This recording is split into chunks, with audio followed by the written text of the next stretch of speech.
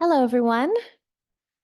My name is Cheney Borowski. I'm one of the two co-presidents of the Society of Duke Fellows, along with my other co-president, Angela. Thank you so much for being here today. Before we get started, I want to offer a massive thank you to all of the people who made today happen, our incredible GRADx organizing team, all of our speakers, including our student and our keynote speakers, and all of the people in the Society of Duke Fellows who make it what it is today. Please join me in giving a warm hand to all of those people right now.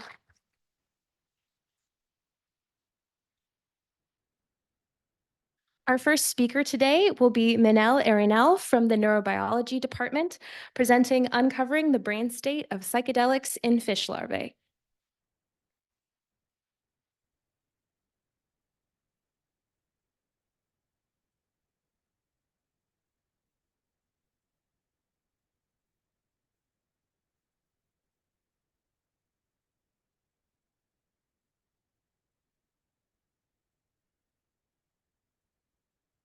All right.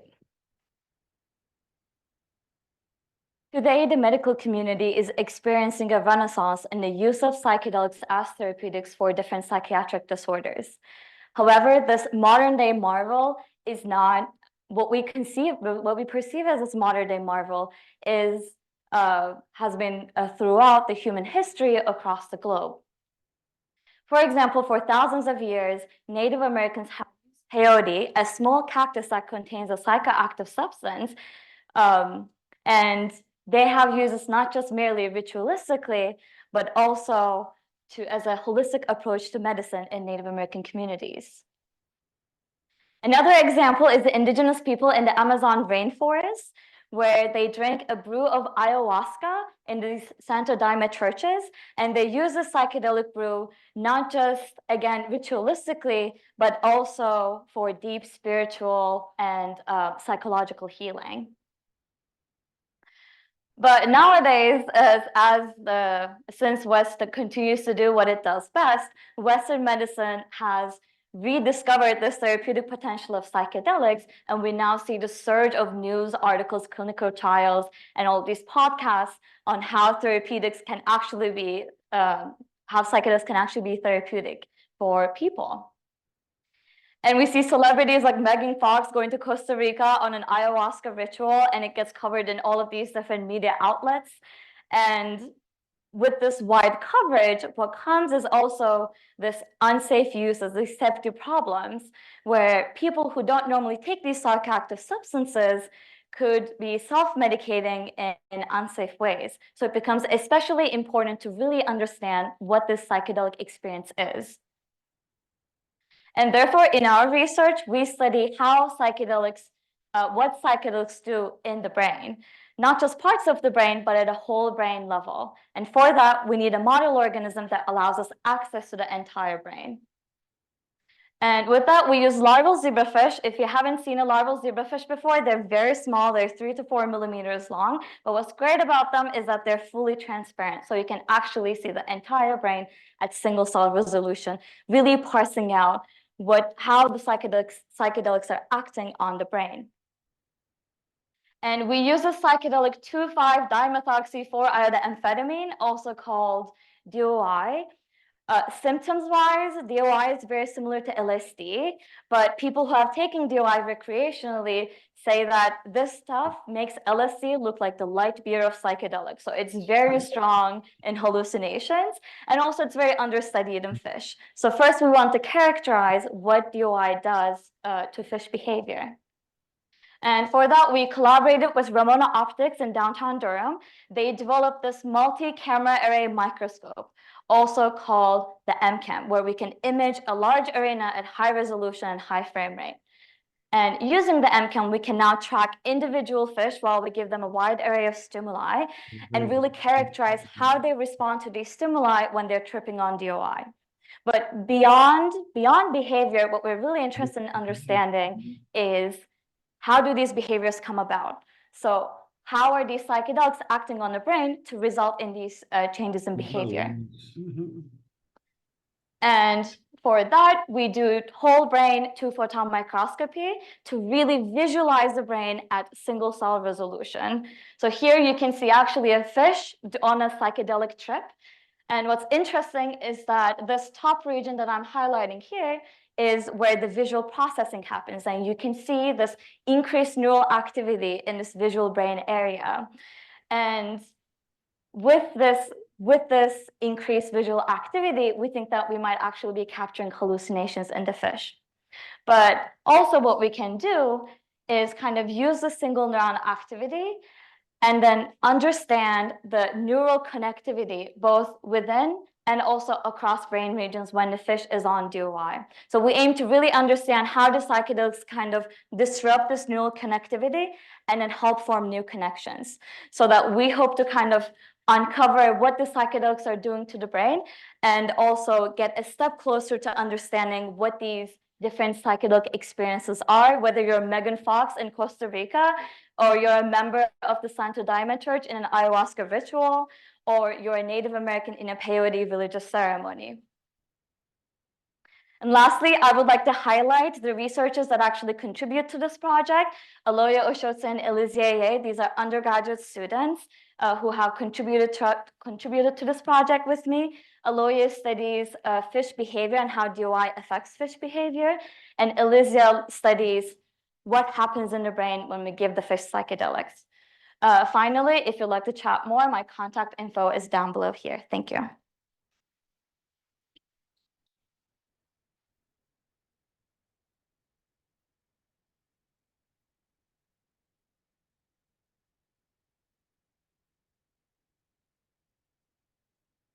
Up next, we have Stephanie Lovich from the Systems and Integrative Neuroscience Department presenting Your Eardrums Move When Your Eyes Move, how your brain could be using eye movements to help you hear.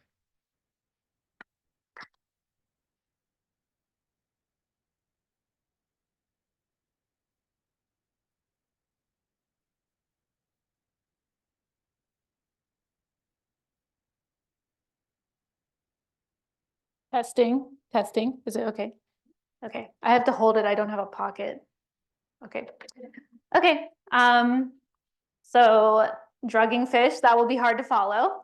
But I'll just jump right in. Sorry, is it up or down? Down. Okay. Okay, so this is a picture of the Duke Gardens cherry blossoms. They're blooming right now. If you haven't been there, you should totally go. They're really beautiful. And maybe the first thing you notice are these people walking in front of you. Maybe you look up at the cherry blossoms. Maybe you see and hear a bird. Maybe you look over here and you see a squirrel kind of rustling in the trees. And then maybe you just see these pots while you're walking down the path. And while you're walking on this path, your brain is flawlessly integrating all of this information so that you know that the first sound came from the bird, you know that the second sound came from the squirrel, and really overall you just know exactly where you are and what's going on around you without really thinking about it at all. And this is really amazing because there are so many brain areas involved and so many different computations going on in your brain. In fact, the vision that comes in and the sounds that you hear are completely different reference frames when they enter your brain. And so how is your brain able to do this? That is really a massive question in neuroscience right now. And so just to put the big question up on the screen, what is happening in your brain when you take in all of this scenery? And so where do we begin? So your brain sends signals to your eyes, the eye muscles, and that causes you to look at the bird and the trees and do gardens. What we've learned in the lab recently is that your brain also sends a signal to the ear canal at the same time it's sending the signal to the eyes. And it might just be a copy of that eye movement signal actually. And that brain signal causes your eardrums to vibrate. And this is super interesting because your brain is sending a signal to the outermost part of your hearing system, your ear, and it's telling your ear where you're looking. And why would that be? Why do your ears need to know where you're looking in space? This is a really super interesting problem. And the thing is, we don't know what this eardrum function does yet. But we do know a little bit about this eardrum vibration that could be clues to what it is for. So the first thing we know about this eardrum vibration is that the size of it is really important. It actually matters a lot.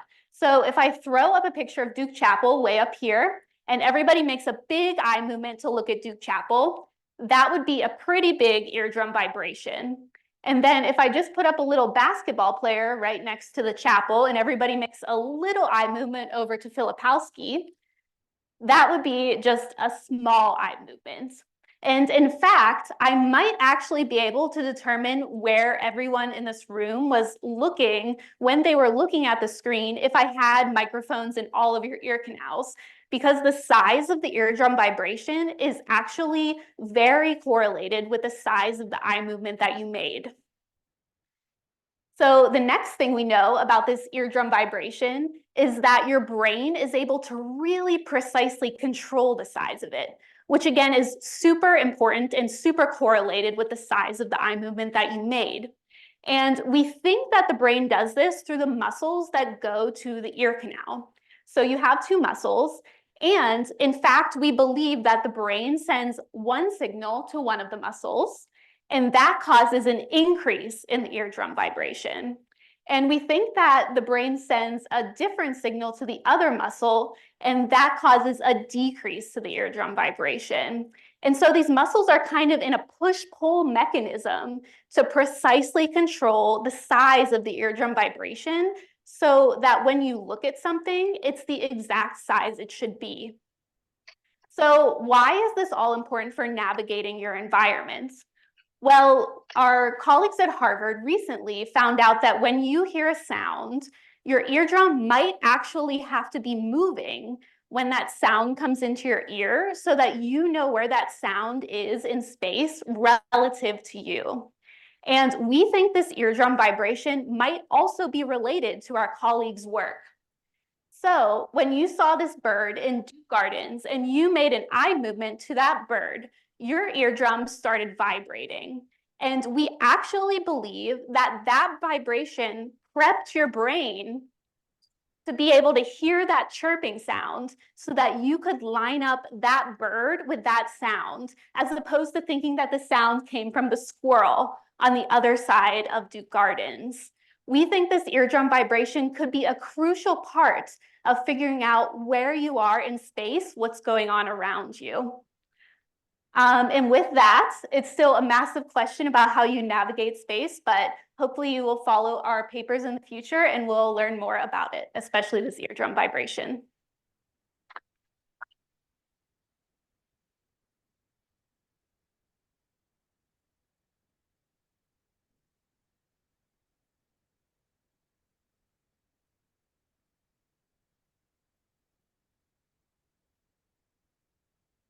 Up next, we have Juleka Martinez from the Neurobiology Department presenting Guardians of the Powerhouse, exploring the role of mitochondrial vesicles.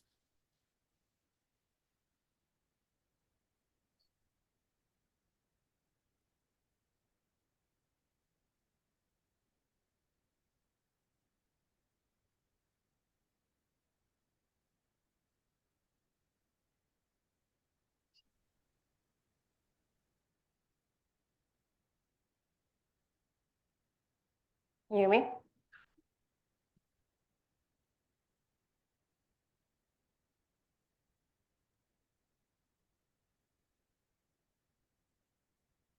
So imagine you're driving down urban road and you're kind of rushing because you're late for work. And out of nowhere, you're rear-ended by a car. Now, you turn off your radio, you sit there in silence, and you can feel your heart racing uncontrollably. Now, you turn off your car, you get out of the car, and you make sure the other driver is all right, which is good. And as you try to calm down, you ask yourself, what should I do now? Well, after a collision, there are a couple of things that you can do, depending on the severity of the damage. If the collision is minor, you can repair your vehicle by taking out the damaged parts and replacing them with new ones. But if the collision is severe, then you have this car that's totaled and a tow truck takes it into a junkyard. Well, the cells in your body make similar decisions about the mitochondria fate. So the mitochondria can either be repaired or they can be removed, depending on how damaged they are. And depending on the type of mitochondrial stress, if it's low, a recently discovered pathway known as mitochondrial vesicles kind of has this role similar to repairing your vehicle, where you have only specific damaged molecule in your mitochondria that will be removed out of the mitochondria and trafficked to different parts of the cell. But if the mitochondrial stress is too severe, then you have this well-known pathway known as mitophagy. Mitophagy will break down your mitochondria and remove it out of the cell. So this pathway, mitophagy, is really well-known study, and it's really well studied in the field, but we know very little about these mitochondrial vesicles. And more specifically, how these vesicles form and their functional significance in mitochondria health and disease is not really fully understood. So my research focuses in understanding these unknowns using cell and molecular biology techniques. By using quantitative imaging analysis with super resolution microscopy, I can study these mitochondrial vesicles by exposing them into this low and high stress environments and visualize whether or not they can form and remove these damaged cargoes. I can also study how mitochondria, changes in mitochondrial function will happen as I expose them into this low and high stress environments by measuring also how much energy they are producing. And I'm also very interested in discovering what proteins are regulating this formation of these vesicles. Because if we can understand their biogenesis, we can investigate potential ways we can control their vesicle formation. Now, you may be asking yourself, why do I care whether mitochondria can be repaired or removed? Well, in this image, this is a neuron, and in a single neuron, there are over 2 million mitochondria. So that means that changes in mitochondrial function will significantly impact the physiology of neurons and how the brain functions. And a big part of research has pointed mitochondria to play a role in this neurodegenerative diseases, more specifically in this progressive loss of neurons over time. And this totally makes sense. And unfortunately, neurodegenerative diseases are one of the leading causes of death worldwide. And just in the US, over 7 million people live with Alzheimer's and Parkinson's disease. And these numbers are expected to reach 17 million Americans with neurodegenerative diseases by 2060. And as a personal experience, my aunt Georgina, she was diagnosed with Alzheimer's, and her life has gradually deteriorated over the years. And if I ask you if you know someone with a neurodegenerative disease, chances are most of you do know someone. So with my project and these studies, kind of like understanding how this pathway works is fundamental into understanding how these neurodegenerative diseases work. Most importantly, my research will contribute to push the field in developing therapies that will help improve the quality of life of our loved ones, like my aunt. Thank you.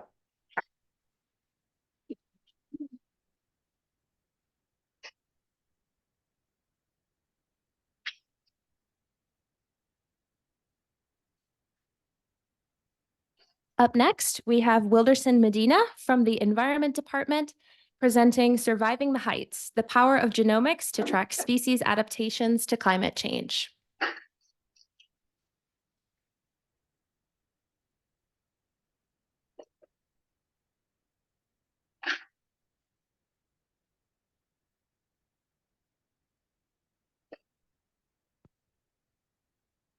Okay. I need my pointer.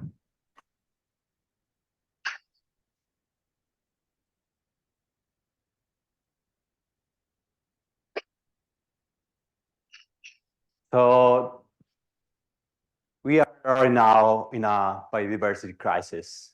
And this is so important because most of that is driven by habitat loss and climate change.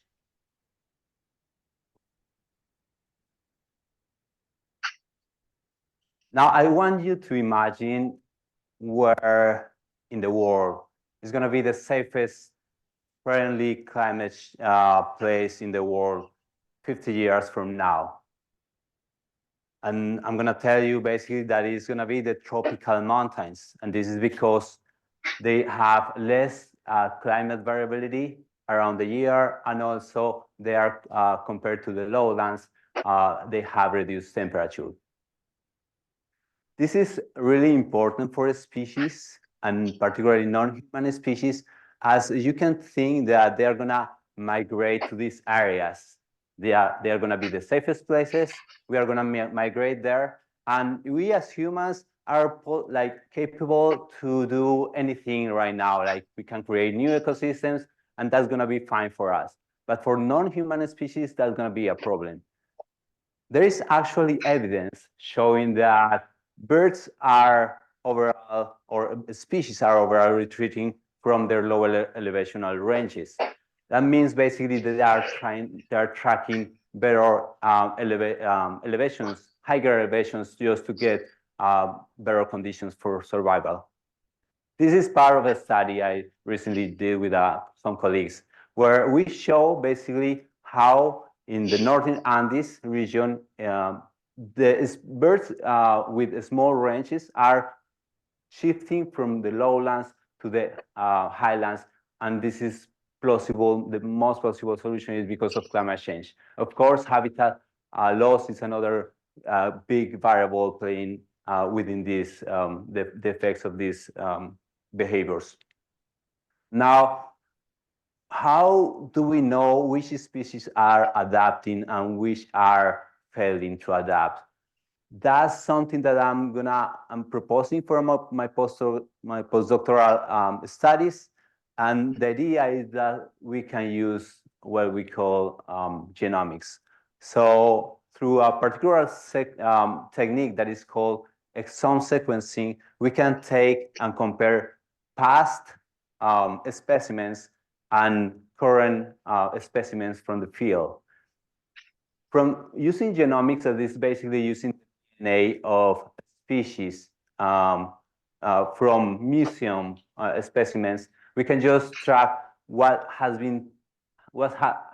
happened in the past because of the expression of the genes to past environmental conditions, and now say what is happening with the current conditions in this species. There has been already studies doing this, particularly in template like northern ecosystems, like in the United States, in Europe, but little is known about what is being done in the tropical mountains. Actually, there is nothing about using these techniques in tropical mountains. So the idea is that if we can just track these adaptations for a species, we can just basically try to connect and try to focus on the preservation of the most vulnerable species. This study was basically done in a protected area that where we expect there is little change in forest cover. As you can see, there are almost 100 years of difference between these two photographs, and there is just very subtle change in forest cover. And they, in one particular study, they they studied chipmunks, and they found that there is a division of populations because of the differences in temperature between these two years. And when that division of population happens, some populations are going to survive, they're going to thrive, and some others are going to be impaired. So the idea here is just which species are going to fail to adapt, or they have less capacity to adapt. That's something that with comparative genomics, I expect to resolve. Finally, I just want to just call onto the attention that if we are able to predict what species are going to fail to adapt, we are going to provide better solutions just for them, just to get better habitats, or just trying to get to protect them better overall. Otherwise, probably extinction is going to take them away from our site. Thank you.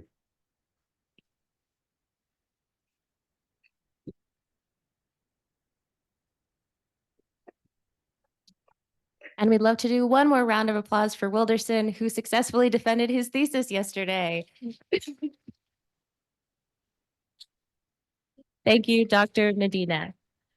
Up next, we have Brandon Hayes from the University Program in Ecology, presenting ecological drivers of human-elephant conflict in Eastern Thailand.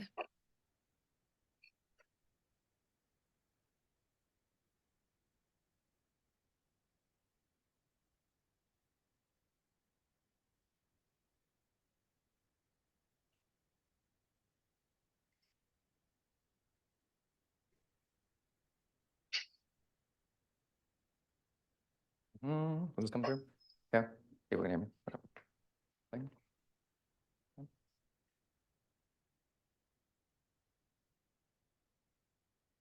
Okay, elephants. Who doesn't love elephants, right? They're great, big, majestic creatures. They've got cute, floppy ears.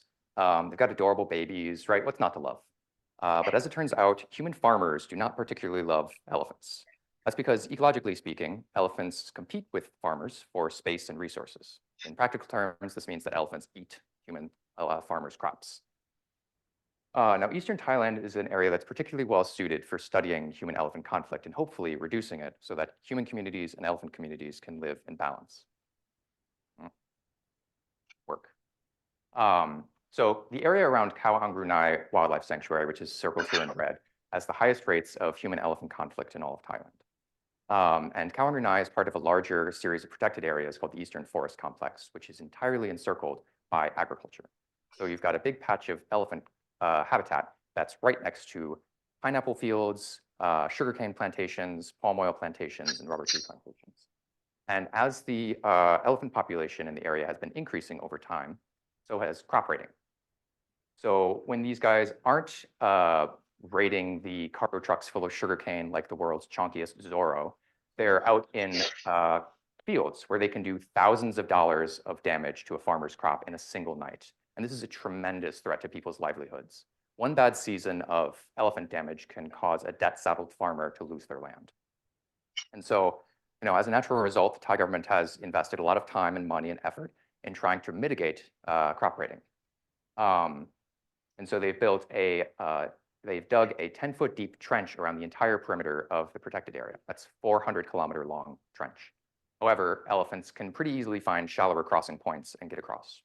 They also built a fence around the entire perimeter. That's, again, 400 kilometers of steel and concrete. But of course, elephants are incredibly strong, and so they broke the fence in dozens of places.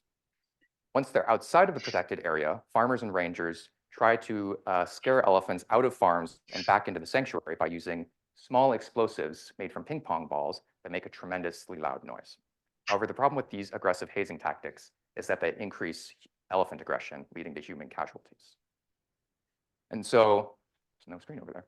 The current strategy is to have rapid response teams that track down elephants once they've left the sanctuary. And when they catch up to the elephants, they scare the elephants back into the sanctuary by shouting or by throwing ping pong bombs at them. But the problem with this is that you can't necessarily control where an elephant goes once you've driven them out of somewhere. And so instead, elephants are often pushed from one village over to another, increasing tensions between human communities. Now, currently, about half of the elephant population is living outside of the protected area at any given moment.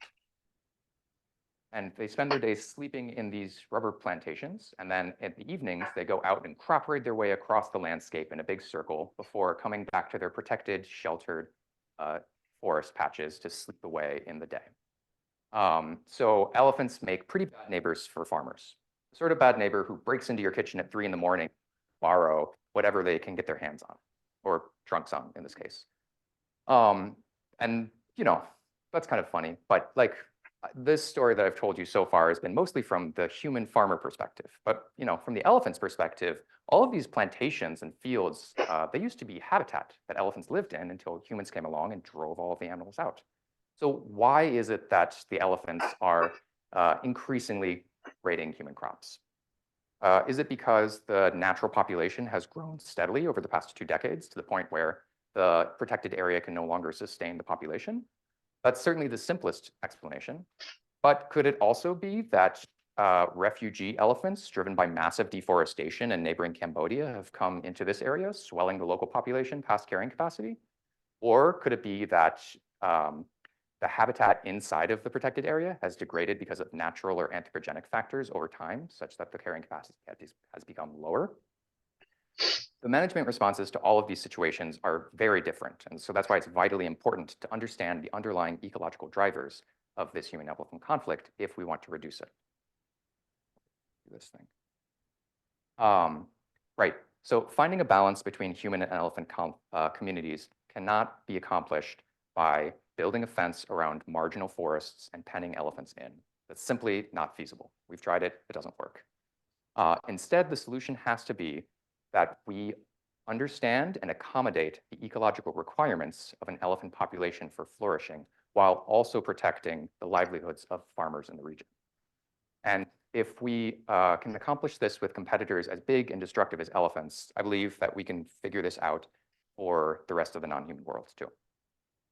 So thank you, and feel free to find me with questions later.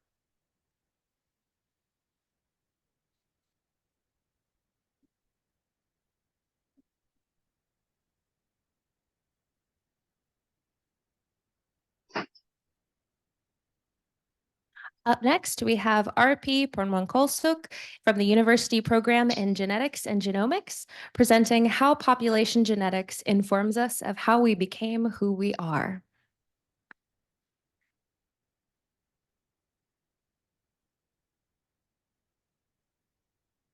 Oh, hello. Hello, elephants. Love elephants. Welcome to Thailand. All right. Please show me your hand if you recognize this molecule. That's right, DNA.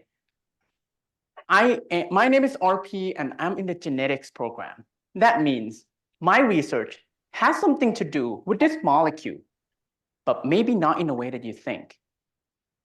What fascinates me is that even before we had the technology to read the entire DNA sequence of a person, geneticists had already realized that even incomplete pictures of DNA, but across multiple people in a population can already inform us of that population's history, like changes in population size, migration, and even natural selection. This is my area of research. It is called population genetics. Among many approaches that I use in my research, today I want to show one example of how we can use theoretical principles in population genetics to study natural selection. Let's suppose a hypothetical population. This population lives in an environment filled with some infectious disease. At this point, every individual is equally likely to die from the disease. But one day, everything changes when an individual is born with a mutation, a change in DNA sequence. This mutation gives this individual some resistance to the disease, making them far more likely to survive and reproduce than the rest of the population. Importantly, their children are also going to carry the mutation and with it, the resistance to the disease. Therefore, those children are also going to be more successful at surviving and reproducing than those who don't have the mutation. Over time, more and more individuals are going to carry this mutation until eventually everyone is going to have it. Now, you can represent the proportion of individuals who carry this mutation in percentage. Over time, 1% to 50% until eventually 100%. And if you plot this percentage against time, you can get this beautiful genetic signature left by natural selection at a population level. Say we want to study a population in which natural selection happened a long time ago. What we observe today would be right here on the curve. But unless we have some sort of time machine, since I don't think we have, how are we supposed to get the percentage from the past? For decades, population geneticists would use statistics to infer what the curve looks like from just the present day population. Today, however, we can do a little better than that. We can use ancient DNA that is sequenced from ancient specimens like skeletons and teeth that are 1,000 years old. Ancient DNA has the potential to carry the information that is contemporaneous to when natural selection is occurring. And it is the main component of my research. At this point, you might be thinking, hey, RP, that's very cool. But population doesn't just exist in a vacuum. We move around all the time. That example isn't realistic at all. And you'll be right. In my research, instead of a hypothetical population, I will be studying many populations from Africa, as they're known for carrying a mutation that gives resistance to vivax malaria. So I have to deal with human populations that have the highest genetic diversity in the world, along with an extensive history of migration. Today, we no longer settle for single, uniform, stationary population. Not only do we have more ancient DNA being sequenced every year, we're also getting better at sampling from more diverse populations. We're also developing population genetic tools that better represent the complexity of historical scenarios like migration. I hope you can appreciate that population genetics is a powerful tool that helps us inform of how we became who we are today. And that tool is only getting more powerful every day.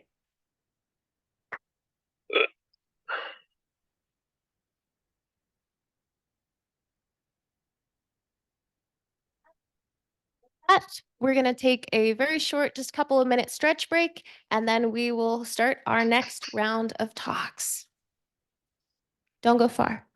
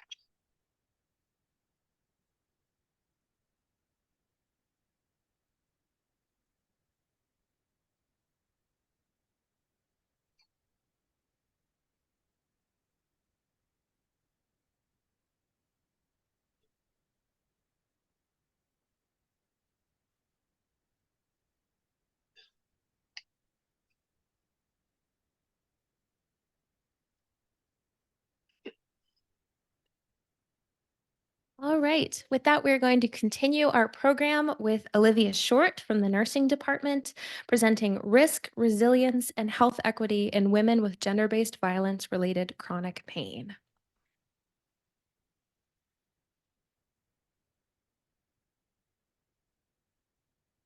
It's hard to define pain exactly, but we know it when we feel it. A paper cut or stubbing your toe or something less visible like your first heartbreak.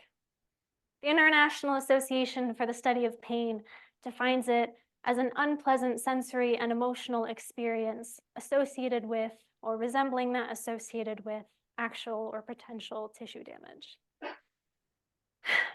Potential damage or something resembling damage. What does that mean? Well, what is pain trying to tell us? Pain is controlled by the brain, and we think it's the brain's way of telling us to watch out for danger, don't get hurt like last time. It's a really important and helpful tool until it happens in moments when we're not in any real danger. When you put your hand on a hot stove, pain is your friend that tells you to take your hand away. But when there is no hot stove, and you're still getting that pain signal all day, that experience is distressing and debilitating and not very helpful. Chronic pain, or pain that lasts or keeps coming back, is a common problem for women exposed to gender-based violence. Violence affects everyone, but there's a disparity in exposures, meaning that women are more likely to be exposed to interpersonal violence than men. Across their lifetimes, half of women in the US are exposed to gender-based violence of some type. What's interesting to me is that these women are also more likely to develop chronic pain symptoms compared to men. How can women exposed to gender-based violence manage their lasting pain in a country with a fair bit of social and health inequities? We know that individual level factors play a role, things like your biology, even the way that you think about pain. But our communities and our environments are a big part of the picture. Imagine you have distressing pain. What kind of resources can you use? Can you take the day off from work early, drive to a clinic, pay your babysitter, pay your copay, and your coinsurance? Does your provider believe you when you tell them that you're in pain? Or might they say something like, there's nothing apparently wrong with you, maybe you're just anxious? Women's pain is often dismissed when it could be used as neon signs to ask about a history of violence exposure. And examples like these, this is how bias affects women's pain. Positive bias creates doorways to resources for some, and negative bias creates barriers to resources for others. Now, people are resilient. We all find ways to cope with pain, alternative routes.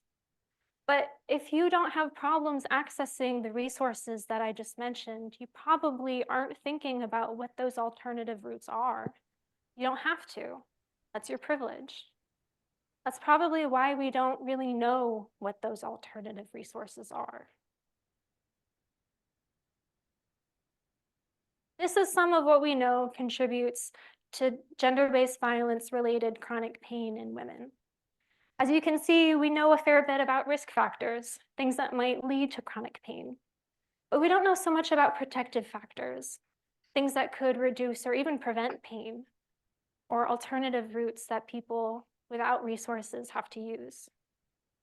We can't talk about risk and protective factors or resilience without acknowledging the structural factors like bias that shape and constrain the resources that women have access to and the choices that they can make. I became a nurse to address these issues, and I hope that in my research, I can learn from resilient women who tap into all different kinds of resources to manage their pain because the world doesn't give them the support that they need. And while we're working on our inequities, I hope that women, as they've done for a long time, can teach us how to take care of ourselves. Thank you.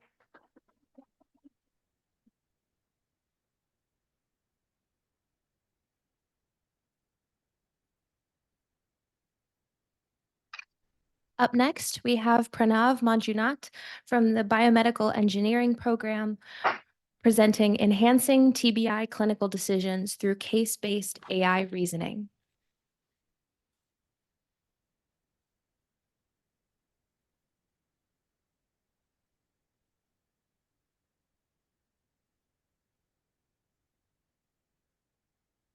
You'll hear me? Okay. So enhancing TBI decisions through case-based AI reasoning. That's a huge title. So let's break this down into small steps. What is TBI? TBI stands for traumatic brain injury, and this is any kind of physical impact that hits your head. This can happen when you fall down, or while playing a sport, or when you get into an accident. And this is a very critical condition because there are over 200,000 cases in the US itself annually of TBI. In TBI, we're looking for bleeding in the brain as well as skull fractures. Now, TBI is a spectrum. You have mild, moderate, and severe TBI. And as you can see, one of the outcomes, the long-term outcomes in the white text, worsen over time and over the spectrum. Now, some good news is that 80% of TBI patients are in this mild category, which we think is good. But if it's not caught at an earlier stage, the symptoms worsen and it get more and more severe. But the hardest part about this is that mild TBI is hard to detect because the symptoms of mild TBI in patients is very similar to that of normal human patients. So our main goal is to build a system that can detect, triage, look at how severe TBI is, look at the long-term outcome, the prognosis of TBI of patients, ensuring that we have high accuracy and it can be done quickly.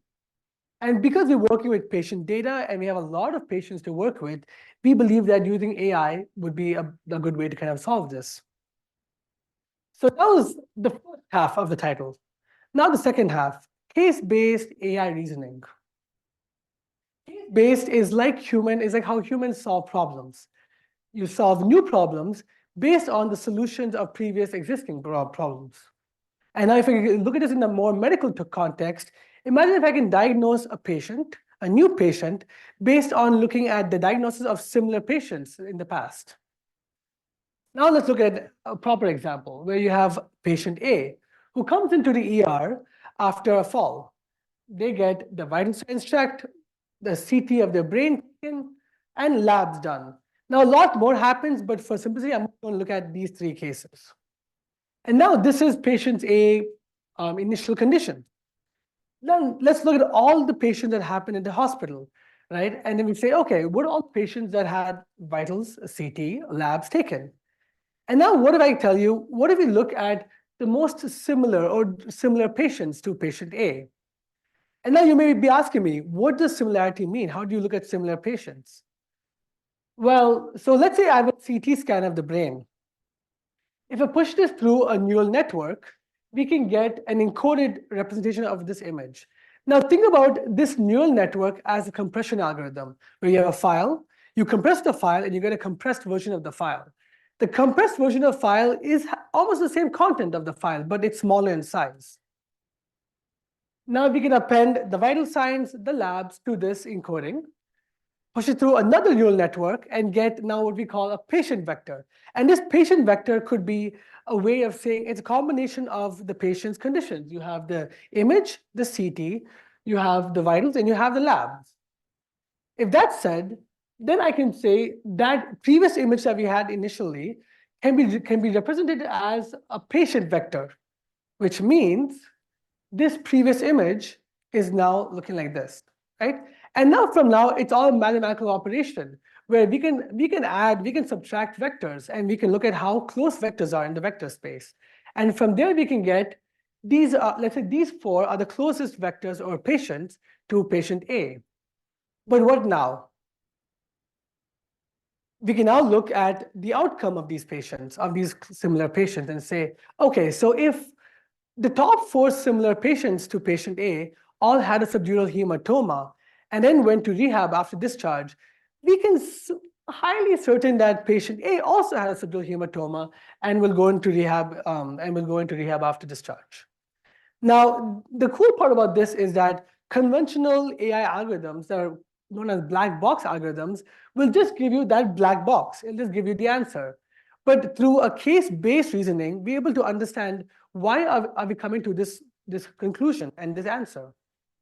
But this is not it. AI alone is not important and is not good. One thing that we focus mainly on in machine learning in our lab is building this collaborative environment between clinicians, nurses, doctors, and the machine learning algorithms. And this is the main key.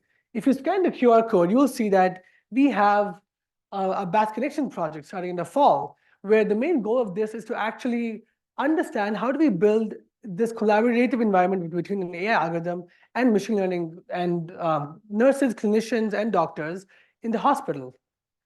So that being said, if I can summarize this whole talk in one slide, the main goal is we want to design AI algorithms that are accurate, that are fast. And the main jobs of this is to actually detect, triage, and look at the prognosis of patients, TBI patients, mainly by looking at similar patients. And with the main goal of this must be in a system where it's collaborative with nurses, with doctors, with physicians. And yeah, hopefully this can help improve patient care of TBI patients. Thank you very much.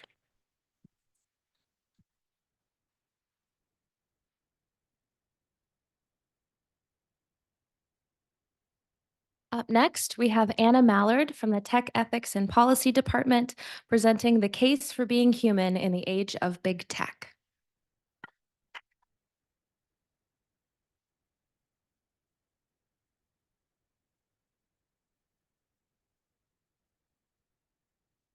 That's okay.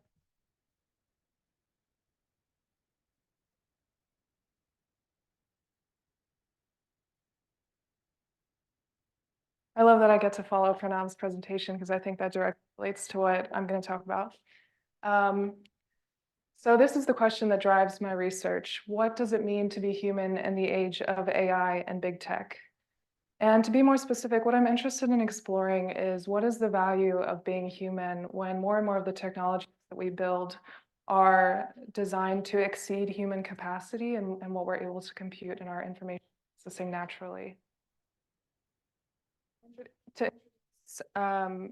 To frame this question, I want to start by introducing a topic in big data studies called datification, which is a process that describes how more and more of the world around us that we exist in, our systems, devices, are intentionally structured as vehicles to collect data about us.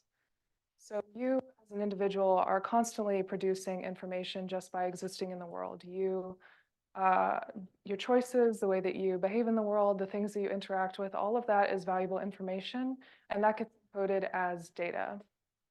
And this is important because the more data that we have, the more information that we have, the more we can look at system behaviors and answer questions about why humans do the things that they do.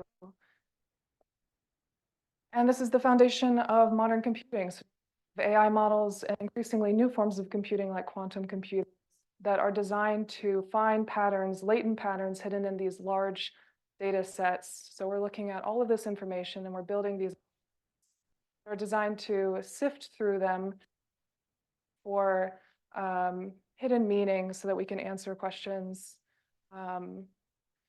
And increasingly, these new forms of computing are structured to process information in a way that's similar to the way human brains process information. So one of the benefits of quantum computers is that they mimic quantum systems that are found in nature, which is pretty exciting because this means that the kinds of computers that we're using to answer classical computers would never be able to solve.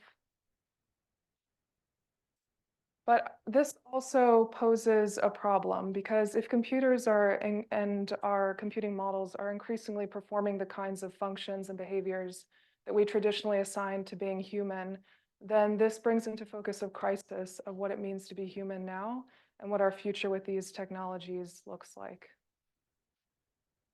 And the way that this question is generally approached through tech ethics as a field is by focusing on this side, on data, and on focusing on how these technologies are implemented in practice and what the harms are at the place of implementation. So we're looking at harms of implementation, and we're also looking at how can we prevent our data from being biased so that it more accurately reflects reality instead of furthering existing power imbalances, which is really important. But I think if we're only looking at this through the lens of data, then we risk missing the point here. Fundamentally, humans are not quantifiable subjects, meaning we're not just the sum of our data. We're not just the sum of the information that describes us. So I, as a human being, I have a subjective inner experience that informs how I move through the world, how I conceive myself as a person, and this is what assigns my life meaning. And if our systems and technologies are increasingly being designed only with the idea to exist as quantifiable subjects, that means beings who can be measured, and that descriptive information about us is the sum of who we are, then we risk losing our sense of selfhood and human dignity, opportunity to build a future where being human is seen as a strength and not as a weakness. So what I'm interested in exploring is how we can design technology in a bit of a different way through a comprehensive picture of what it means to be human. And this can look very different in practice. And I think part of that solution is also you. So all of us are now interacting with these technologies, and the way that we view ourselves, the way that we view the world around us, if we view ourselves, describes us. And if we ask for more from our technologies than to just meet the needs of being datafied individuals, then we open up the opportunity to create a different kind of future for ourselves. And this is the kind of thing that I want to explore as a technologist, what this looks like in the future going forward. So thank you so much. Please feel free to reach out if you have questions.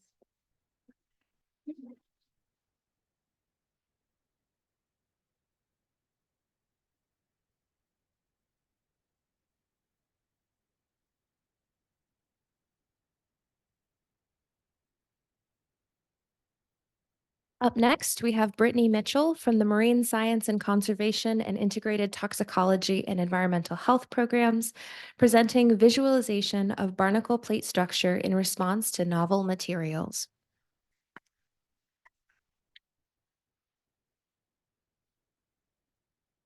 Hey, can everybody hear me? So, am I going the wrong way? Okay, so Charles Darwin once said, the most important factor that controls survivability is not necessarily intelligence or strength, but adaptability.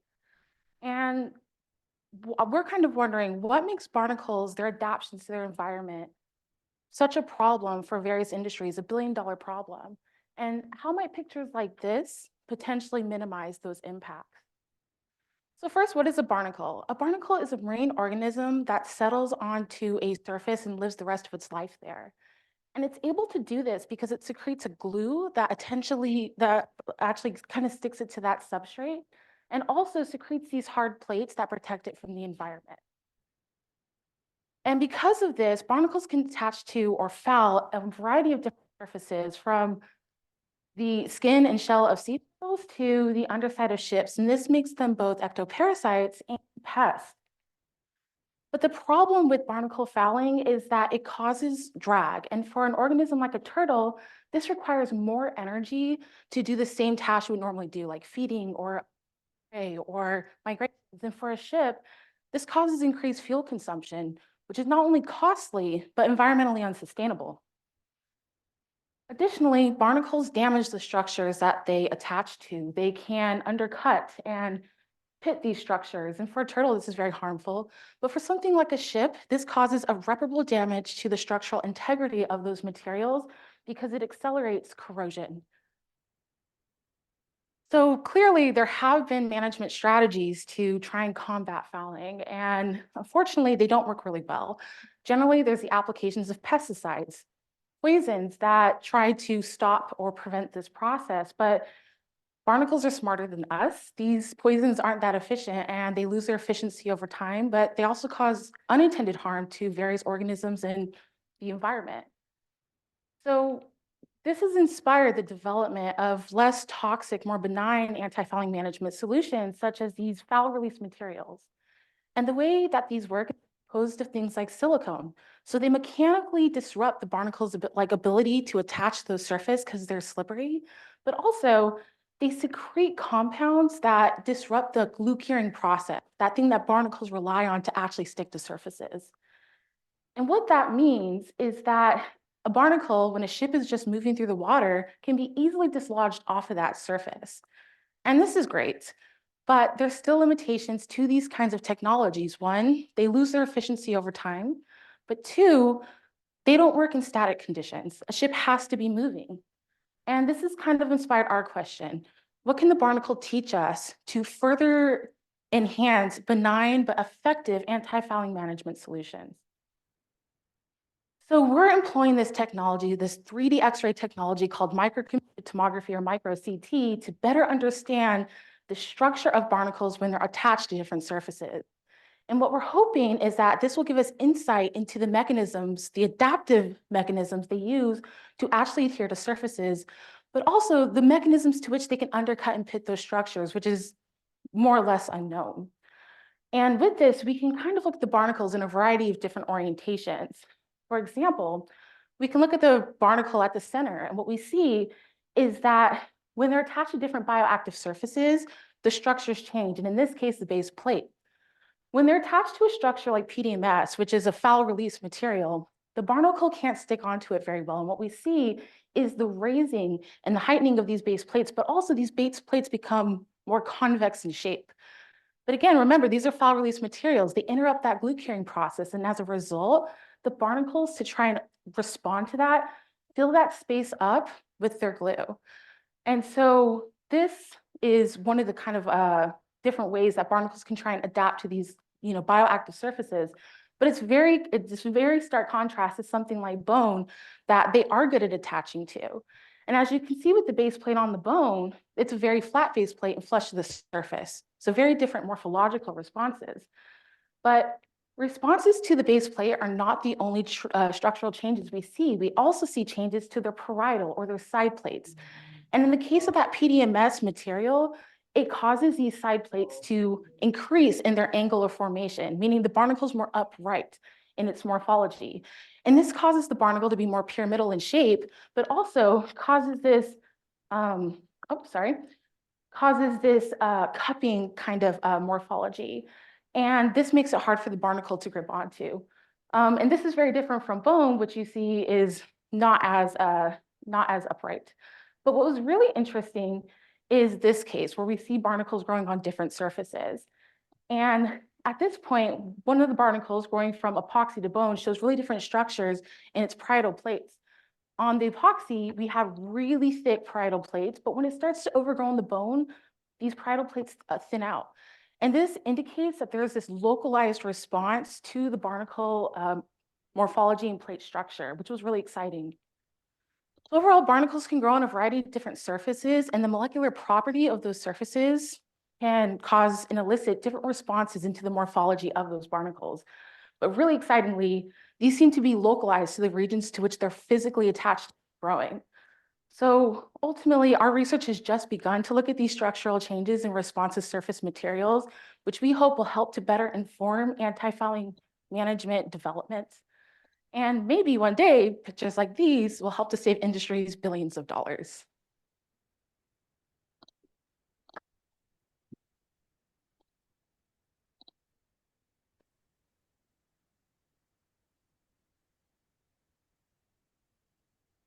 Up next, we have Patricia Buzelli from the nursing department presenting Using Liberation Psychology to Critically Examine Grief.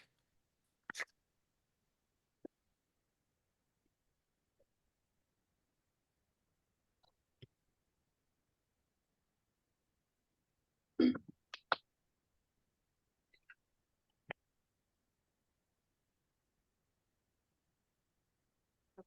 it on? Okay. So I'm going to jump right in and give away the defining question I face most often in the work I do. Is there a right way to grieve? I study the experiences of Latinx families in the US who are living through the loss of a child to cancer. And although I myself don't believe there's a right way to grieve, many researchers and clinicians in this space do. And I argue that they believe this because, amongst other things, like using standardized measures of grief, they've actually created a psychological disorder of grief that you can be diagnosed with just 1 year after experiencing a death if their criteria determines that your grief is too intense. Now, I really struggle to accept and integrate this lens of grief into my work because I think it attempts to uniform a very individual and personal experience. And while it's meant to be applicable to everyone, I'm getting more the and more convinced. disorder in particular was created from a relatively small number of studies whose samples were not representative of the US population. In fact, most participants in those studies were well-educated, middle-class, middle-aged, non-Latinx white women, which means that the experience and context of grief that was used to inform the creation of this disorder are largely based on a small segment of the US population. And it's a segment of the population that is part of the dominant group in the US, or rather, the part of the US that has historically held and currently holds the most power in society. And this power imbalance has been in play for such a long time that it has deeply marginalized non-dominant groups, like the one that I work with.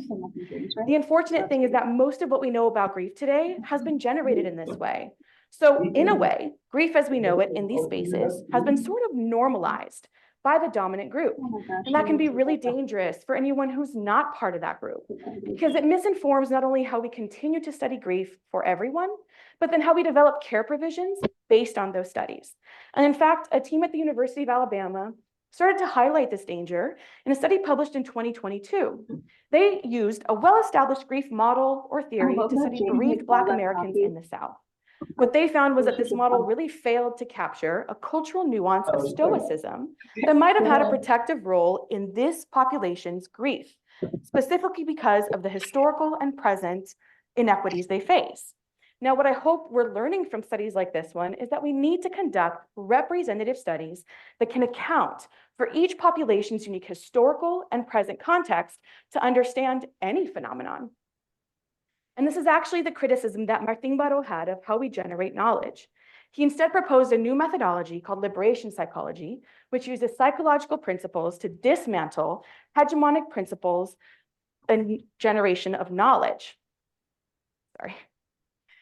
For the liberation of people. And this is all while honoring the context that people are living within. Now, this methodology is really meant to give power back to people who are continuously marginalized and oppressed. And it's so effective that the oppressive system he lived in felt threatened by his work, and he was ultimately assassinated in 1989 by government soldiers. Now, I believe it's the power that this methodology holds that we need to use today to dismantle the pathologizing that we've built for grief on dominant narratives, especially for the work that I do. Because as we know, Latinx populations in the US face various inequities that come from contextual factors. We also know that all of that puts Latinx children at higher risk of developing and dying of cancer. In fact, a 2020 study showed that Latinx children in the US who are diagnosed with cancer are more than 50% more likely to die of that diagnosis in comparison to non-Latinx white children because of these inequities. And despite this higher mortality, Latinx families are still missing in the studies that we do about grief after the death of a child, leaving us with little to no understanding of their grief contextually, and yet we still disorder their grief based on our non-representative criteria. So I come back to my original question, and I give you a complete answer, which is no. And I argue that even the things that we think we know about grief today need to be radically re-examined, because we've not only failed to be representative, but we've failed to capture context, and context matters.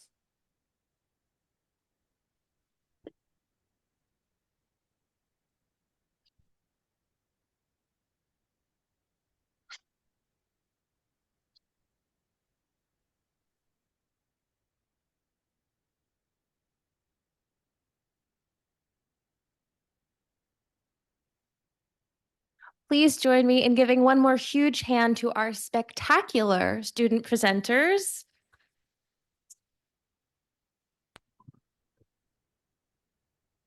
To close off our program today, we have a keynote speaker, and to introduce our spectacular speaker, we have our also spectacular leader of our keynote committee, Lexi Holloway.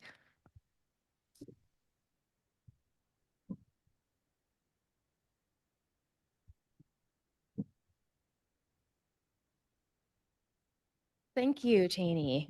So I'm so excited to introduce our keynote speaker, Dr. Mark Anthony Neal, who is a James B. Duke Distinguished Professor of African and African American Studies, Professor of English, and Professor of Gender, Sexuality, and Feminist Studies, where he teaches courses in Black popular culture, including signature courses on the history of Black humor, Black masculinity, and the Motown and American cultures. Neal is the author of 6 books, including the just published Black Ephemera, The Crisis and Challenge of the Musical Archive in 2022, What the Music Said, Black Popular Culture and Public Culture, Soul Babies, Black Popular Culture, The Post-Soul Aesthetic in 2002, and Looking for Leroy, Illegible Black Masculinities, and co-editor with Murray Foreman of That's the Joint, Hip Hop Studies Reader, which is now in its 2nd edition. Neal has been featured in several documentaries, including PBS's Hip Hop Beyond Beats and Rhymes, Netflix's The Two Killings of Sam Cooke, and A&E's Right to Offend, The Black Comedy Revolution, and even portrayed himself in an episode of the BET scripted drama Being Mary Jane, which starred Gabrielle Union. At Duke, Neal directs the Center for Arts, Digital Culture, and Entrepreneurship, which produces original digital content, including the Webby-nominated podcast Left of Black, which is now in its 13th season, produced in collaboration with the John Hope Franklin Humanities Institute. Dr. Neal has also presented 2 TED Talks, The Devil Wanna Put Me in a Bow Tie, and the second on a history of Black folk on Twitter. Dr. Neal is a prolific lecturer, educator, and media scholar, and I'm excited to introduce him for his talk today entitled, Look, a Black Man, Images of Black Masculinity, a Primer. Please join me in welcoming Dr. Neal.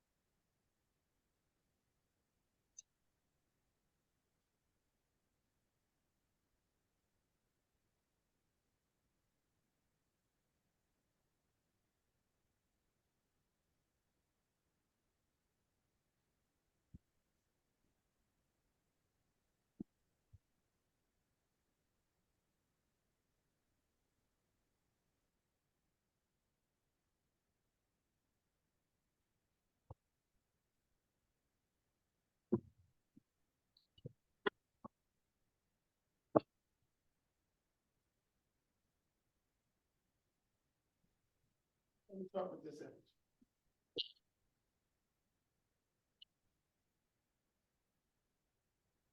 An image I imagine some of you might be familiar with.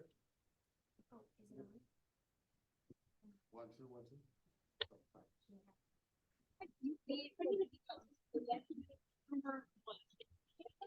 2. 1, 2, 1, 2. 2 images. One, of course, is little Kevin from the 1983 television film A Christmas Story. At the bottom is Tamir Rice, 12-year-old boy who was murdered in Cleveland in 2012. The connection to them, there were 2 12-year-old boys in Cleveland who played with guns. If you've ever seen A Christmas Story, you know the narrative of A Christmas Story is that little Kevin wants to get a toy gun for Christmas, and he's told by virtually every adult that you can't have a toy gun because it'll shoot your eye, you'll shoot your eye out, right? And he almost does that at the end of the film.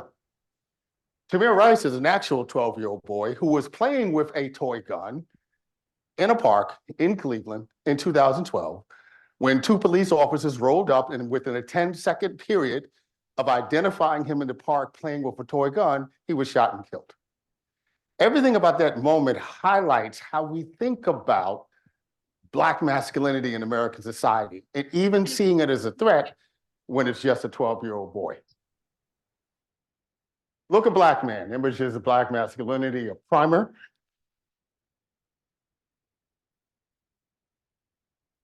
A lot of this is from my most recent book on Black masculinity, Looking for Leroy, Legible Black Masculinities, published by New York University Press, 2013. The artwork is done by a conceptual artist who wanted to talk about and provoke the idea of the images that circulate in American culture about Black men, the things that we think are freeing to Black men, and he's actually arguing that more so, they're literally like a noose. Clyde Taylor, the late filmmaker, writes in 2000, Black men are densely mythogenic, the objects of layered fictions produced by others. What does it feel like to be a myth Du Bois might have written, instead of what does it mean to be a problem? If we can think about a ground zero for how we think about Black masculinity in American society, we start here with these images. Gentleman on the right is the legendary Bert Williams. Bert Williams was the Beyonce of his day, was the first Black crossover artist in the late 1890s, 1900s. He crosses over, becomes the first Black performer that's allowed to perform for Ziegfeld Follies in the 1920s. He came on the scene at a time when the most popular form of entertainment in the United States was blackface minstrelsy. Blackface minstrelsy dates back to 1826 when T.D. Rice, who was a performer, happened to be walking down the block and saw a crippled Black man doing a dance with tattered clothes. He took the clothes and started to do that tattered dance and created this moment that we call the dance called the Jump Jim Crow, hence the term Jim Crow in describing Southern culture throughout the 20th century. The thing about blackface minstrelsy is that virtually all of the performers in those early days were white men with either shoe polish or charcoal in their face performing some idea of Blackness. Bert Williams would partner with another Black performer by the name of George Walker. George Walker was dark-skinned. Bert Williams was not, hence that is Bert Williams on the other side in blackface, a Black man in blackface. And they actually referred to themselves as two real coons. This is the 1890s, attempting to make the argument that the presentation of Black masculinity in culture at the time was a fake bill of goods, and they represented the real deal. The next most important image of Black masculinity that occurs this period of time is this gentleman here, Jack Johnson, the first Black heavyweight champion of the 20th century, because Peter Jackson was a Black heavyweight in the 19th century. But Jack Johnson was a special kind of Negro. Jack Johnson loved some things. He loved Model T cars. In the early 20th century, when not only were there any Black people driving Model T cars, weren't a whole bunch of white folks driving them either. Jack Johnson also liked things like fur coats. And Jack Johnson, the thing that really got him into trouble is that he kind of had this desire, how do I say, across the color line. Jack Johnson loved himself some white women. So much so that the United States passed a law called the Mann Act, which made it illegal to transport quote unquote white women across state lines for purposes of prostitution. He was indicted the first time and the second time. The first person who was ever indicted, he was indicted twice on the Mann Act, right? He also married two white women in this context. What was so dangerous about Bert Williams, what was so dangerous about Jack Johnson, and Boys described as an unforgivable Black, because he was a problem for white folks and he was a problem for Black folks, right? What is Jack Johnson's vocation? In the early 19th century, when Black men are being lynched, when Black people are being killed for a practice known as reckless eyeballing, which is to actually look at white folks in their eyes, Jack Johnson's job was to put white people on their asses, right? So that's his job, and then he flaunted the wealth that he generated from this. So he became a dangerous figure because for Black folks, his success became a context for retribution against Black folks who didn't have access to the same kind of wealth. And of course, there was retribution for him for the 5 years that he spent in jail because of the Mann Act. The 1920s marked this moment that we call the New Negro movement, a term that comes from the great philosopher Alain Locke. In fact, if you go to New York City now and go to the Metropolitan Museum, there is a wonderful exhibition about the Harlem Renaissance. The image of the New Negro was a counter to both Burt Williams and Black folks' minstrelsy and also Jack Johnson. You see Langston Hughes there. You see the sociologist Charles Johnson. You see the great E. Franklin Frazier. You also see Harold Jackman and Rudolph Fisher, the great novelist, who were in that photo. So you see this kind of balance between how Black masculinity is presented in the public and this idea of Black folks creating an image of respectability that's aligned to Black men. But by the 1950s, particularly because of the success of jazz music, an idea circulates around Black masculinity that comes to really fruition in the work of the great novelist Norman Mailer. And this is an essay from his collection of essays, Advertisements for Myself. The essay is called The White Negro. So there was a new breed of adventurers, urban adventurers, who drifted out at night looking for action with a Black man's code to lift their facts. The hipster had absorbed the existentialist synopsis of the Negro, and for practical purposes could be considered a white Negro. So it's no accident that the source of hip is the Negro, for he's been living on the margin between totalitarianism and democracy for 2 centuries. But the presence of hip as a working philosophy in the subworlds of American life is probably due to jazz and its knife-life interest into culture, its subtle but so penetrating influence on an avant-garde generation. That post-war generation of adventurers had absorbed the lessons of disillusion and disgust of the 20s and the Depression. No one figure embodied that jazz masculinity sensibility than the great Miles Davis, often referred to as the Prince of Darkness, because of the way that he performed masculinity. He was famous for getting on stage, and because very often the audiences were primarily white folks, he would actually perform with his back to the audience. He always said it allowed him to hear the music better, right? My favorite Miles Davis story, when he was married to Cicely Tyson, right? And they get invited to the White House, and they're sitting at one of those 8-seat tables, and Miles is there with his wife, and a white woman asks Miles, so who are you? And why are you here?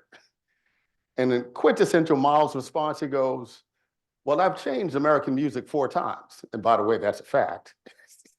But what have you done but be white? So again, you have this idea of a coolness in the performance of Black masculinity that in some ways explains the emergence of a popular Black masculinity in the 1960s. Best personified in a relationship between 4 Black men.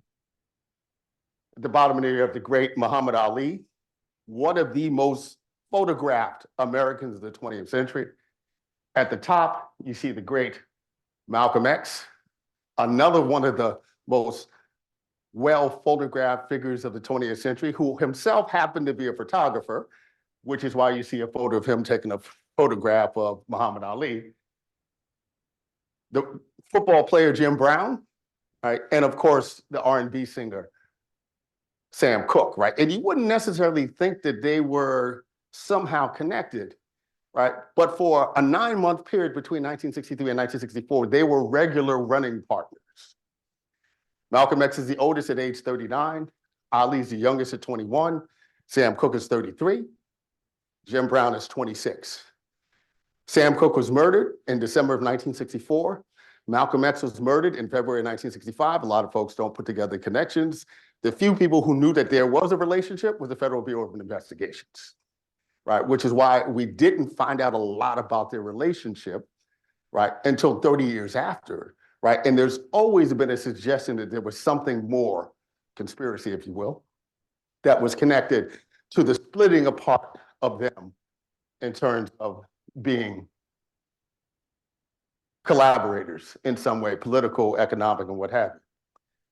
And it's no surprise that Ali becomes a focal point for the idea of the politicized Black athlete, refusing to be drafted and fight in the Vietnam War. There's this photo of him from 1967 where he's supported by other Black male athletes, including the great late Bill Russell. To his right is Jim Brown. Of course, that is a very young, still a college student, in fact, Lou Alcindor, who you know as Kareem Abdul-Jabbar.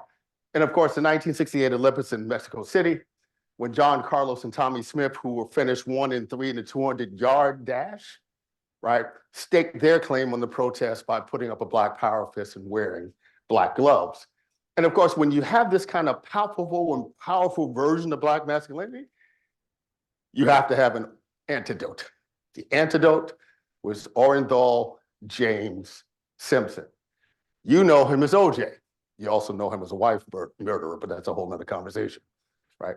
OJ Simpson deliberately carried himself as an alternative to politicized Black athletes, right? You may have heard the Jay-Z song where he makes the quip, "I'm not Black, I'm OJ." OJ Simpson actually said that in a 1978 interview. Right? And I would argue that he's the only Black man in the history of America who ever, on some level, transcended race.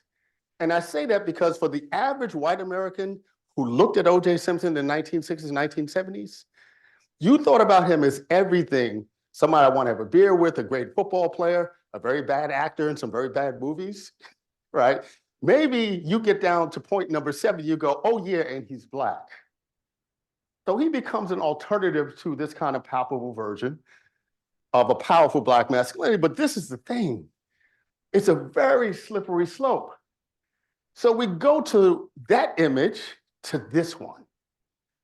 So the text comes from the artist Hank Willis Thomas, who also did the book cover that I showed earlier, right? And of course, to put OJ in some sort of context, Willis adds the text of all of the proper nigga. But this is the thing. While the text is Hank Willis Thomas, that actual photo appears as it did on the cover of Time magazine the week after the Bronco chase. He had yet to be indicted of anything. There had never been a court case yet, but already in the public imagination, he had been criminalized. And you don't always have to commit a crime to be criminalized. This is Eldrick Taylor Woods, Tiger, as we know him, who famously called himself a Calabasian, not wanting to be called a Black man, when Bill Clinton invited him in May of 1997 after he became the first Black man to win the Masters. And Bill Clinton was going to be at Shea Stadium to celebrate the 40th anniversary of Jackie Robinson breaking the color line. And Tiger Woods said, no, right? Because I'm not invested in those kinds of race politics. Okay, Tiger. So Tiger, I always felt, was in a little box. He didn't quite know how to be himself because he was being framed as this kind of perfect athlete, the counter to the troublesome NBA player, right? Think about the distinction between Allen Iverson and Tiger Woods, right? For juxtaposition in that context. But Tiger wanted to get out of this box, right? So he asked Annie Leibovitz to do a photo shoot for him. That magazine is from Vogue, 2009. Anybody remember what happened 2 months earlier? 2008. Tiger drove his car into a tree. What's important about the timeline is that Tiger Woods shot those photos with Annie Leibovitz in 2006.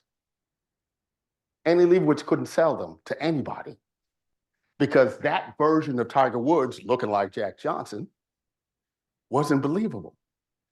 3 years later, he gets chased out of his house by his wife. And let's be clear about what happened. Tiger had some side pieces, right? But Tiger was sloppy, right? And this is a problem, right? Because some of his boys, you know, Shaq and Michael Jordan, all those kind of folks, they're doing this on a high level, right?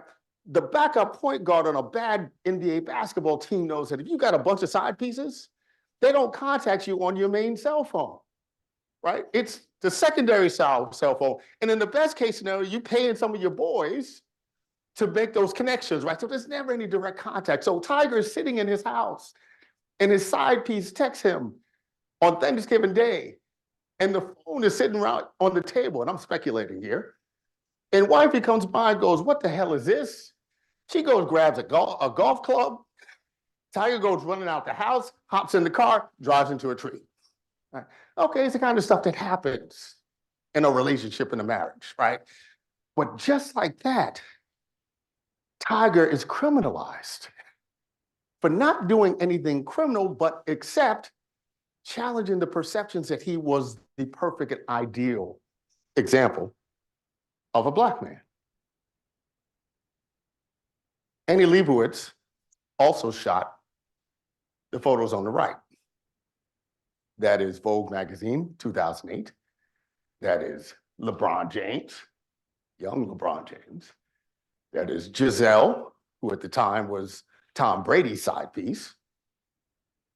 And of course, that is an image, US Army, but it's also directly related to the 1933 version of King Kong. Right? By 1933, right, and we gotta go back a little bit, Birth of a Nation, right?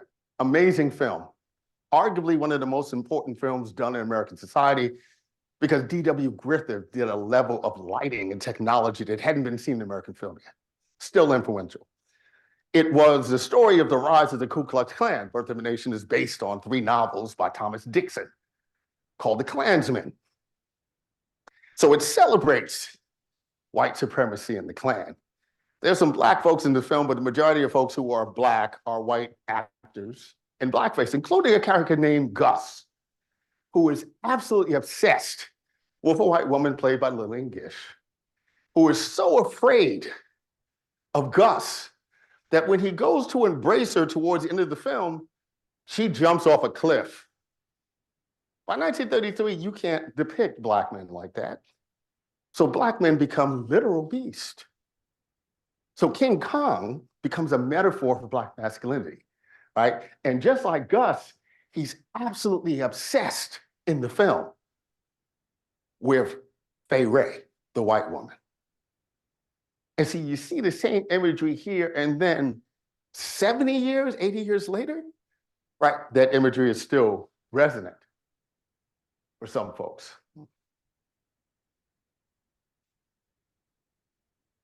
Some of you might not remember the story of Chris Dorner. Chris Dorner was a fired LAPD officer, retired military. Sometime in 2013, he started sending Michelle Obama 15-page letters of gibberish. He started to threaten some of his LAPD colleagues. In fact, he killed 2 of them, drive-by shootings. So there's a manhunt for Chris Dorner throughout the city of Los Angeles. The LAPD had trapped him in the hills above Los Angeles. This is widely covered by every media in the US at the time. But even though everyone's telling news and otherwise, well, Dorner's up in the hills, right? And eventually they kill him in a firefight. The LAPD starts getting phone calls and email from regular citizens. I saw Chris Dorner in Starbucks. I saw Chris Dorner in McDonald's. I was just playing basketball at the gym and I saw Chris Dorner leave the gym. And it was such a powerful narrative that this young man here, who just wants to buy some sweet tea, created his own t-shirt that says, "I'm not Chris Dorner, do not shoot." Again, raised into this question, the idea of Black masculinity and legibility, right? All you have to do is be a Black man and fit the description, and they never fit the description, right? But you understand that you're a threat within that context.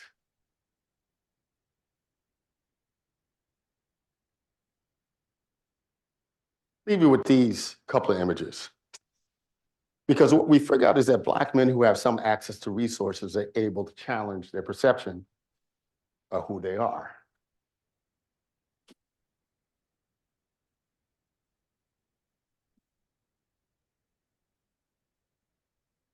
How do I get the video to play?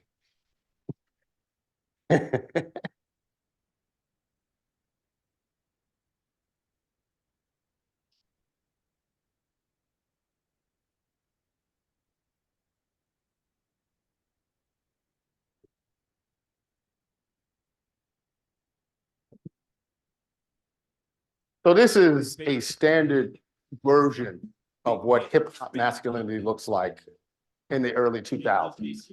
This is Sean Carter, who of course you know is now Beyonce's husband. It's probably the perfect way to describe him. And this is a video for a song called Big Pimpin'. And this is the way that Black men were thought about in hip hop in that period of time. But let's just go forward 6 years later. Life in this thing. Check out this new song I'm mixing. Still rough. All artists say that. Got the new Rockaware campaign. Shot it in Aspen. Think it's kind of cool. Love playing chess online. Hold on. This game is over. I wonder if he knows. Vacation photos you won't see in the tabloids. New Frank Gehry plans for my team in Brooklyn. See that? Just start organizing my world tour. Trying to be a rock star and a role model. Got to track all my investments because I'm retired, right? My passport says Sean, but you may know me by another name. Holla. HP Pavilion Entertainment Notebooks with Intel Centrino Dual Mobile Technology. The computer is personal again. I show that clip to talk about how Black men who had access to resources have certain kind of bourgeois sensibilities that allows them to perform different versions of masculinity that working class and poor Black men don't have access to. This is an image from a 2016 album by an artist by the name of Young Thug, right? Who's actually incarcerated now on RICO trial. His first name is Jeffrey. What did it mean for him to drop this particular image of himself, right? And you begin to understand there's a younger generation of Black men who's starting to see a more malleable version of masculinity that may or may not be queer. You all know the actor Billy Porter. Very provocative clothing that he's been wearing for many years. Many of you probably didn't know that he got his start some 25 years ago as a traditional R&B singer. Oh, it's getting late and you gotta go home. But before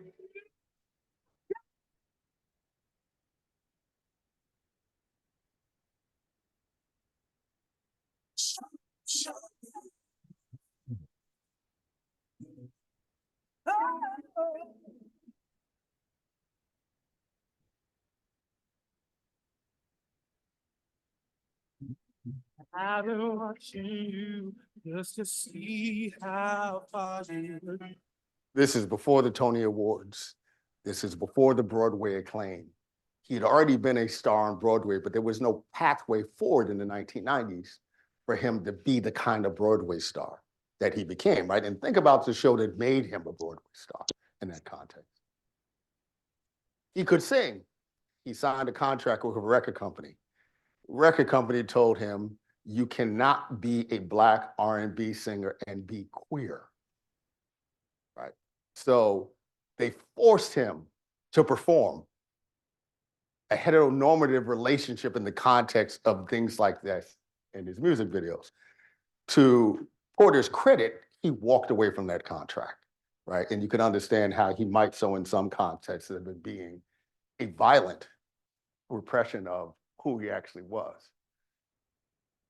I will leave with this last piece. many Black people have a conversation about the look. Sometimes it's the look that Black parents give their kids, where you don't have to beat them because you just look at them a certain kind of way and everything falls in line. But it's also that look that's associated with being embodied as a Black man.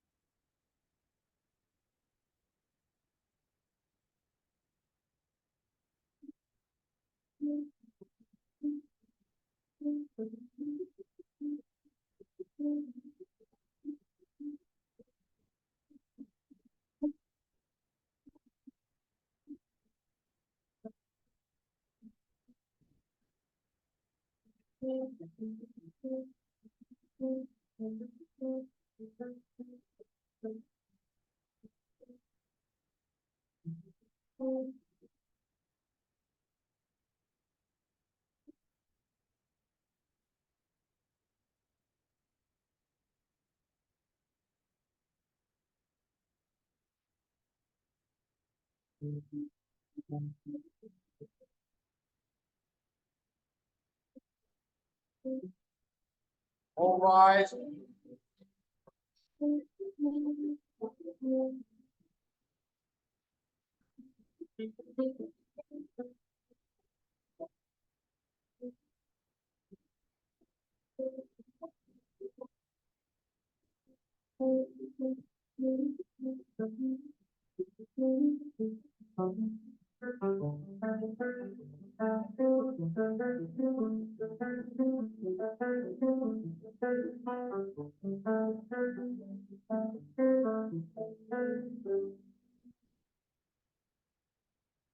Thank you.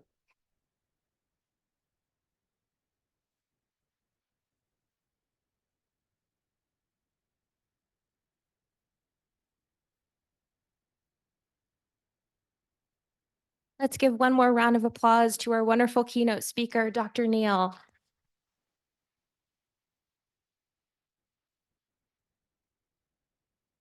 Thank you all so much for being here today, for seeing all of our wonderful talks, and for being a part of this event. This is always such a highlight of the year for us, and we're thrilled to have another one in the books. Please join us for our reception immediately following, just a little bit outside the door.